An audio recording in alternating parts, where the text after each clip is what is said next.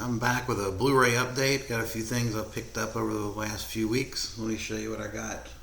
First up is The Lighthouse. William Dafoe. Wow, what a great movie this is. It's strange. I mean, it's got some bizarre elements to it, which, the director, Eggers, he's done some interesting stuff. But this is a beautifully shot film, great cinematography. It's a really super simple story with a bizarre payoff. It's just, I don't want to spoil it. I think you just need to see it, but it's probably one of the best watches of 2019 for me, at any rate. This does have an audio commentary, which I have not checked out yet.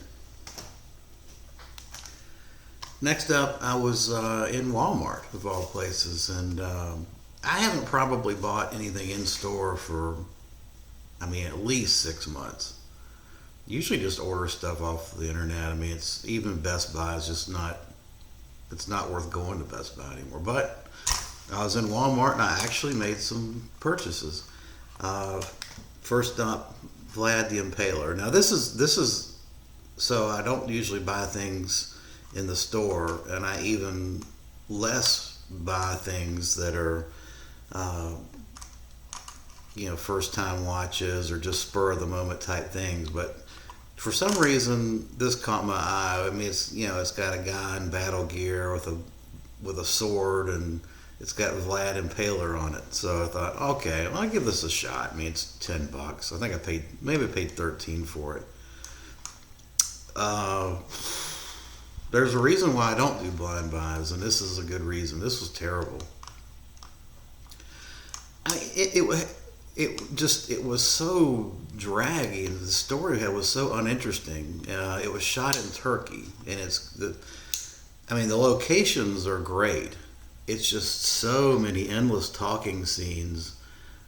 Basically, you've got these 7 warriors that are trying to hunt down and kill Vlad the Impaler and stop his terrorizing of the country.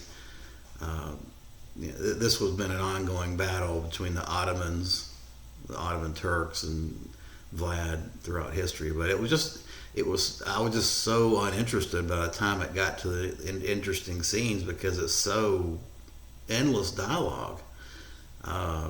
So I think it could have been a good movie, but it was just bogged down with the dialogue.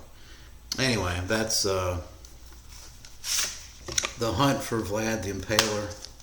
Not a very particularly good movie. So I give this I think I'm going to give it like a 4 out of 10, 3 out of 10. Next up is a film that everyone should see, Parasite.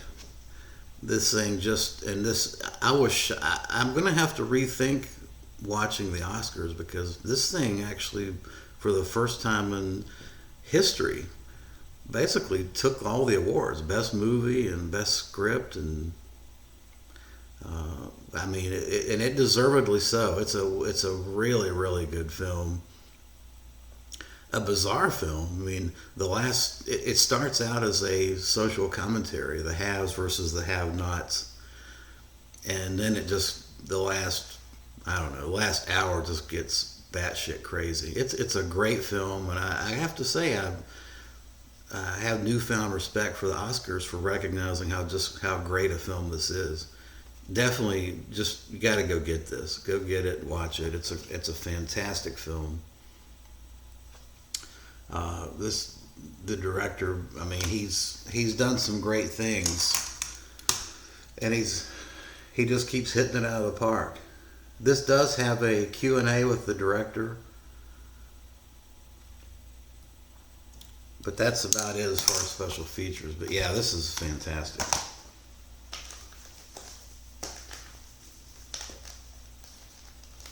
Let's see. Next up, Blue Underground, released for House by the Cemetery, the Lucio Fulci classic. The picture quality on this is amazing. It just looks so damn good. Blue Underground killed it with this release. Just killed it.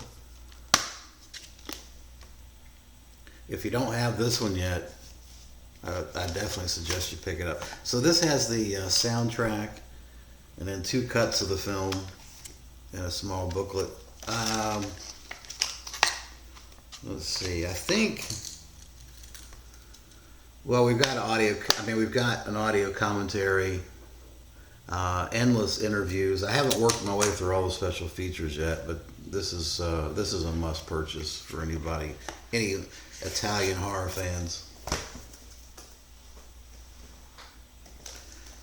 Next up, I've got the classic slasher film My Bloody Valentine with the additional slipcover. Everybody's seen this.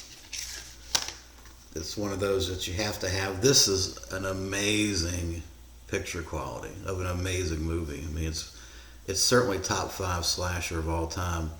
I'm going to save. Well, I'll say this. I give this an 8 out of 10. It's not of the 80. I'm going to do a top 20 slasher films from the 80s video. And this is going to be in there, no doubt about it. But for many people, I think they have this as their number 1, which I do not. And I'll explain why later. I mean, it's in the top 5. I mean, it's still one of the best of all time, but it's not my number 1, and I'll explain that soon.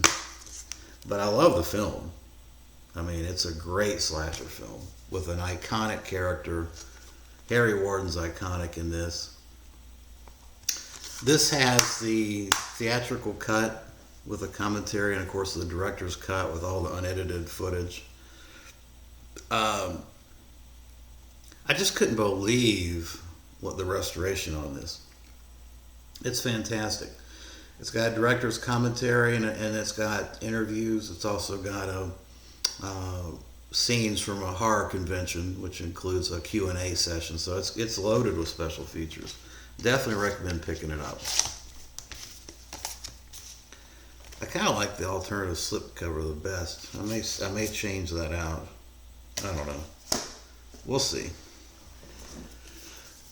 Next up, Powerhouse Indicator, and that is the endless volumes they're cranking out of Hammer films, which I'm gonna buy and rebuy, and I've probably got so many copies of the Hammer horror films in my collection, all the way back to the early DVDs from Anchor Bay, that it's becoming ridiculous. But I'm a horror fanatic, a Hammer nut, and gotta have these. This is Indicator 44 limited edition, 4450 out of 4,000, and this is the volume that has Revenge of Frankenstein. So you've got Two Faces of Dr. Jekyll, probably one of my least favorite Hammers. The Damned with Oliver Reed, Taste of Fear, Susan Strasberg, and then The Revenge of Frankenstein, which is maybe the best of all the Hammer Frankenstein films. The prints on these all look fantastic. I watched them all. The Indicator's doing a fantastic job. Of course, all these have kind of a standard layout. You've got a thick booklet, and then you've got the disc. It is region free, thankfully.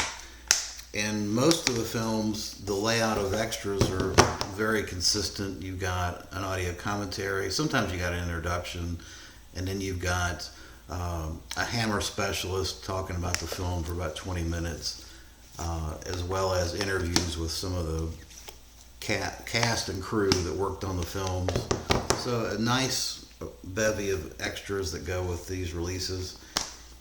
Highly recommend it for any Hammer fan. You gotta go ahead and purchase these, even if you already got copies of the films.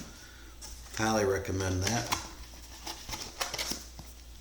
Oh yeah, and I did get the poster.